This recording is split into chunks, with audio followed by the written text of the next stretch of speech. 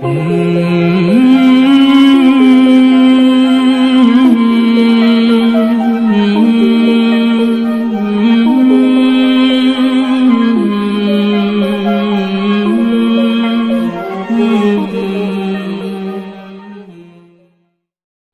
عليكم ورحمة الله وبركاته.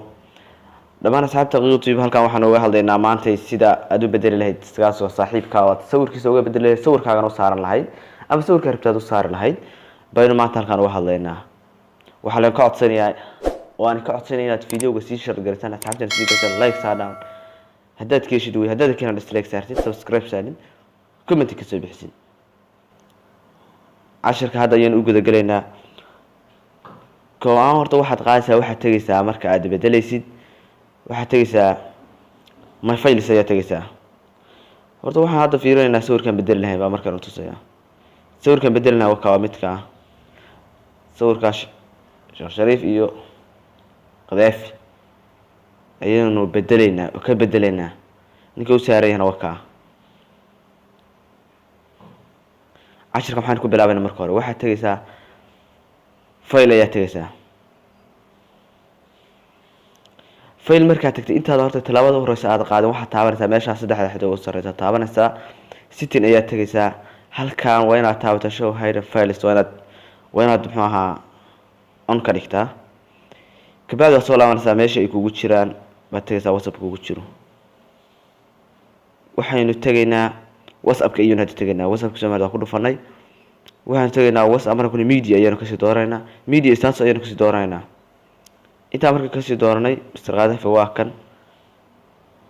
waad qabanaysaa tigaya saarta kor ayaa tagaysaa remain ayaa ku dhufanaysaa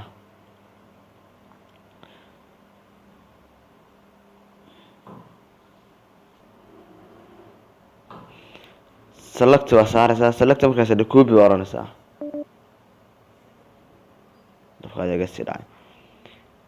copy marka tiraahdid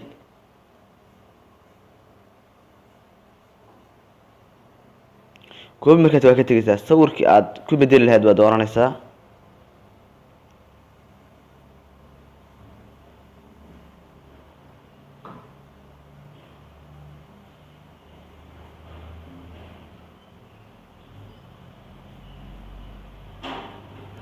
computerka ayaynu ku bedelaynaa hadda computerka waad qabanaysaa waxaad ku dhufanaysaa remain ku dhufanaysaa magaca ayaa ka tirtiraysaa dhamaantood ka tirtiraysaa waxaad ku copy garanaysaa kiyaas soo copy garaysaa remain ayaad ku oranaysaa kii marka ku tiraadid marka la qabanaysaa waxaad oranaysaa remove ayaa oranaysaa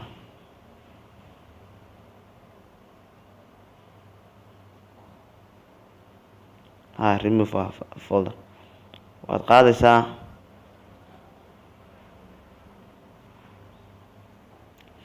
marka taabatid waxaad oranaysaa meesha hoose taanta remove fata qof walba meel saarta ama saddexda xidigood kore ku saaran tahay